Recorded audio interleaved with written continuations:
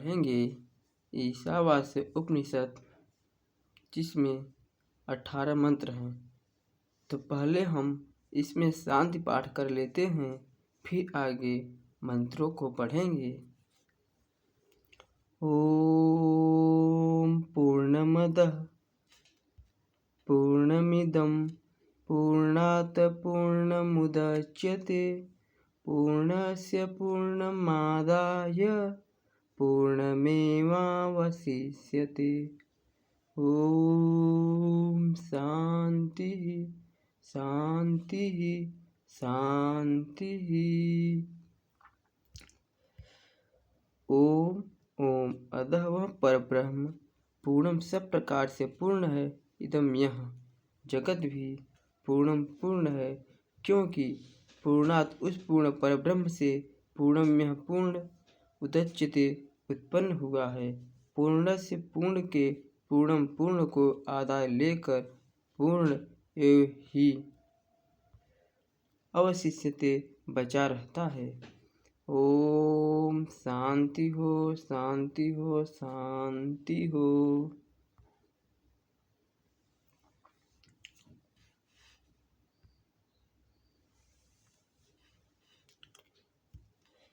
यह वह कारण पर ब्रह्म सब प्रकार से सर्वदा परिपूर्ण है।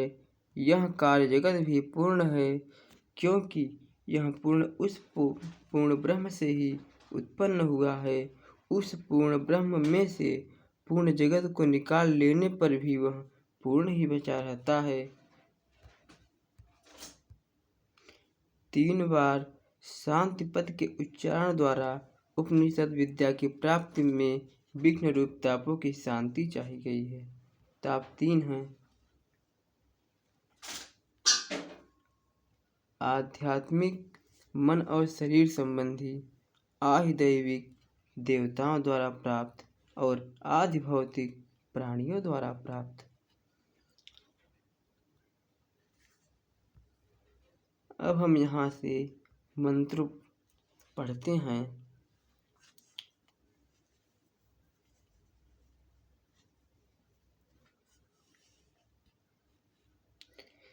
ओम ईशावास्यमिदं सर्वं यत्किञ्चित् जगत्यां जगत् तेन त्यक्तेन भुञ्जीथा मा गृधः कस्य स्वीद्धनम्। जगत्याम अखिल ब्रह्मांड में यत्किंच जो कुछ भी है जगत परिवर्तनशील जड़ चेतन रूप जगत है। इदम यह सर्वम सब ईश्वर से वास्यम व्याप्त है। तेन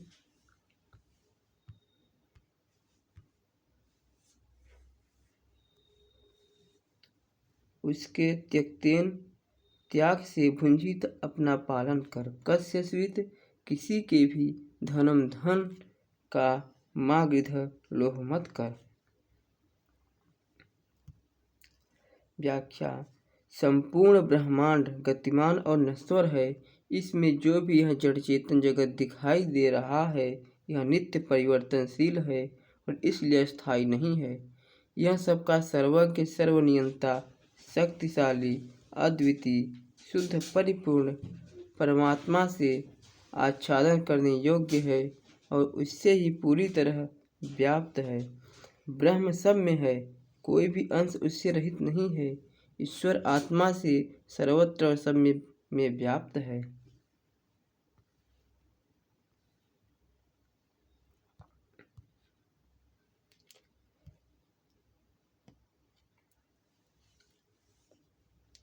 यह जगत ब्रह्म से उत्पन्न होता है और उसी में स्थित है और उसी में हो जाता है। ब्रह्म ही जगत का वास्तविक स्वरूप है। ऋग्वेद 10:92 में भी कहा गया है पुरुष एव इदम सर्वम, अर्थात यह संपूर्ण जगत ब्रह्म ही है।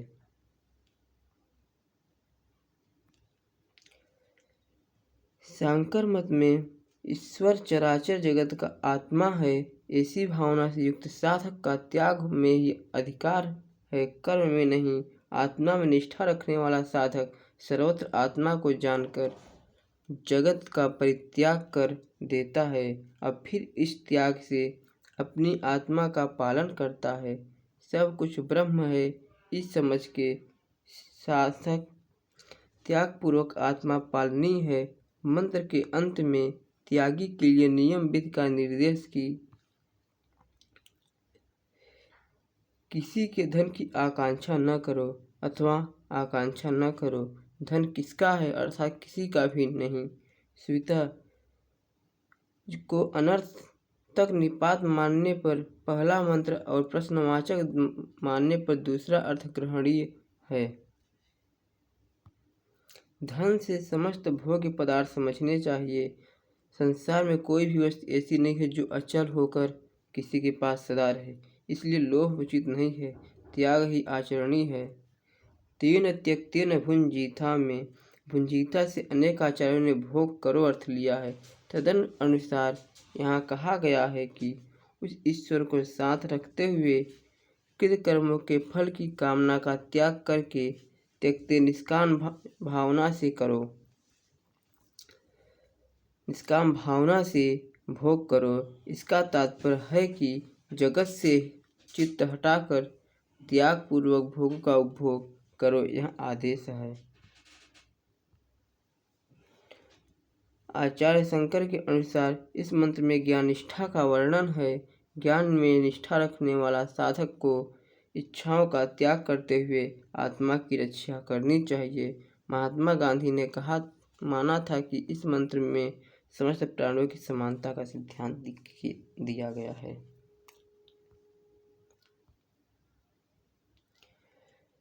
ओम कुर्वन्नेवेह कर्माणि जिजीविषेच्छतं समाः एवं त्वयि नान्यथेतोऽस्ति न कर्म लिप्यते नरे।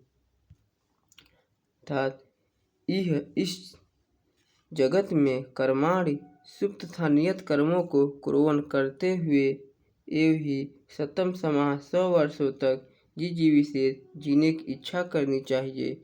एवं इस प्रकार त्याग भाव से कर्म किए जाने वाले कर्म त्वयि तुझ नरे मनुष्य में न लिप्यते,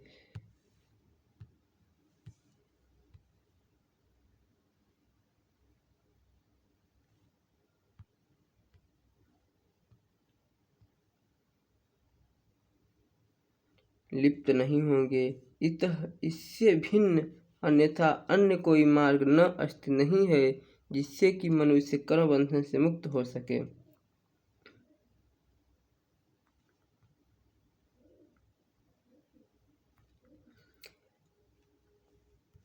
आत्मज्ञानी सर्वत्र आत्मा को देखने के कारण सब कुछ त्याग देता है और आत्मनिष्ठ होकर आत्मा की रक्षा करता है।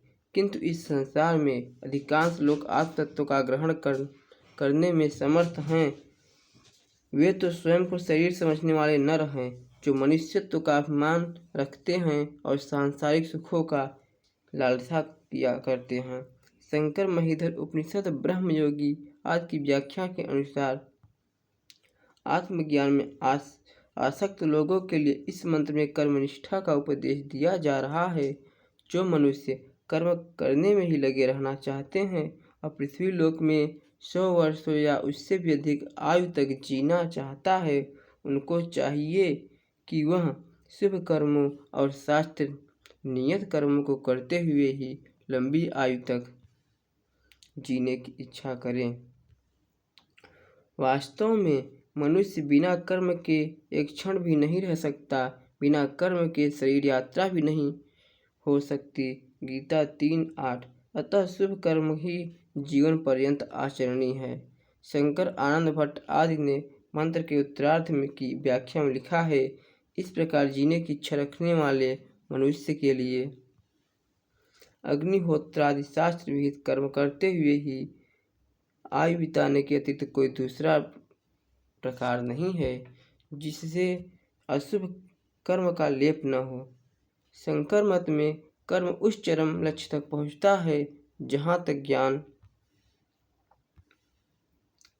पहुँचता है, किंतु इससे ही साधक का चित्त शुद्ध हो जाता है।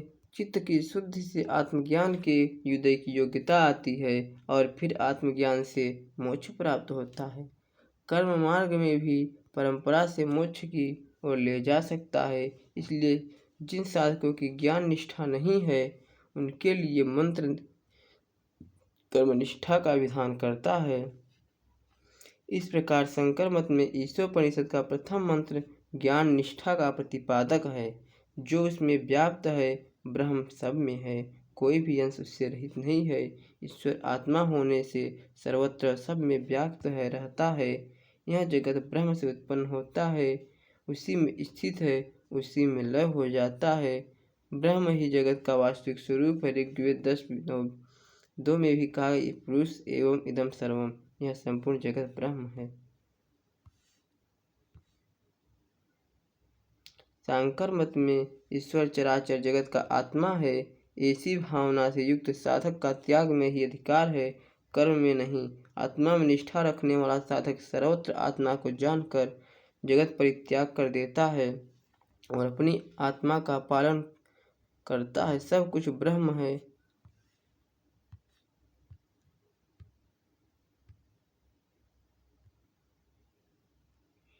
समझ के साथ त्याग पूर्वक आत्मा पालनी है। मंत्र के अंत में त्यागी के लिए नियम विधि का निर्देश है। किसी के धन की आकांक्षा न करो अथवा आकांक्षा न करो। धन किसका है था, किसी का भी नहीं। स्वीता को अनर्थक निपात मानने पर पहला अर्थ प्रश्नवाचक मानने पर दूसरा अर्थ ग्रहणीय है। धन से समस्त भोग्य पदार्थ समझने चाहिए। संसार में कोई भी वस्तु ऐसी नहीं है जो अचल होकर किसी के पास सदा रहे, इसलिए लोभ उचित नहीं है। त्याग ही आचरणीय है।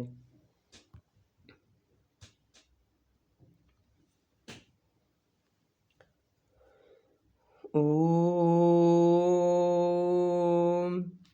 असूर्या नाम ते लोका अंधेन तमसावृताः तांस्ते प्रेत्याभिगच्छन्ति एके चात्महनो जनाः। असूर्या असुरों के नाम जो प्रसिद्ध है, लोका नाना प्रकार की योनियां एवं नरक रूप लोक हैं। ते वे सभी अंधेन तपसा अज्ञान तथा दुख क्लेश रूप महान अंधकार से आवृता आच्छादित हैं। एके च जो कोई भी आत्महन आत्मा का हनन करने वाले जना मनुष्य हैं, ते वे सब मरकर तान उन्हीं भयंकर लोकों को अभिगच्छन्ति बार बार प्राप्त होते हैं।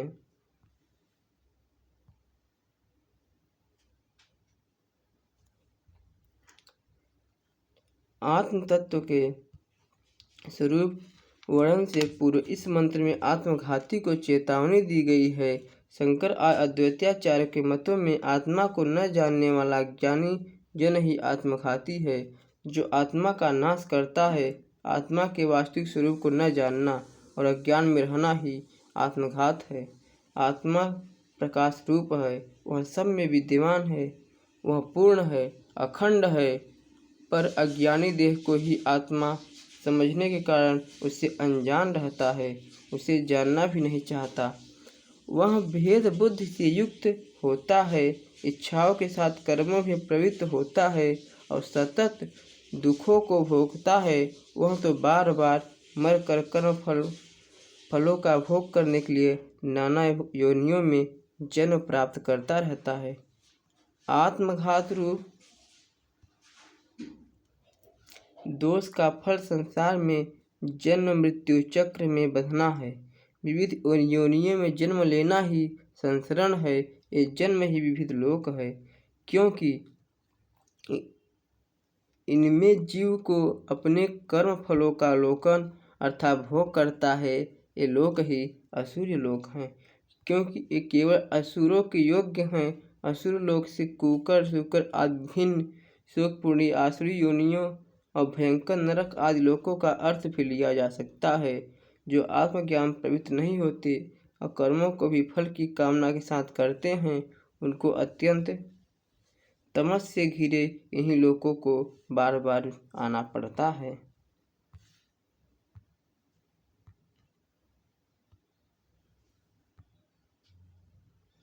इस मंत्र में आत्मघाती के लिए अधोगति निर्देश किया गया है। सामान्य रूप से कह सकते हैं कि उपनिषद के प्रथम मंत्र में त्याग पूर्वक आत्मज्ञान का उपदेश दिया गया है, फिर दूसरे मंत्र में त्याग में असमर्थ जनों के लिए कर्म मार्ग उपदेश दिया गया है। परंतु जो मनुष्य इन दोनों मार्गों में से किसी भी मार्ग को नहीं अपनाते, उनकी पतन यात्रा का वर्णन इस मंत्र में किया गया है। यहाँ से 3 मंत्र समाप्त होते हैं। अगला मंत्र अगले एपिसोड में।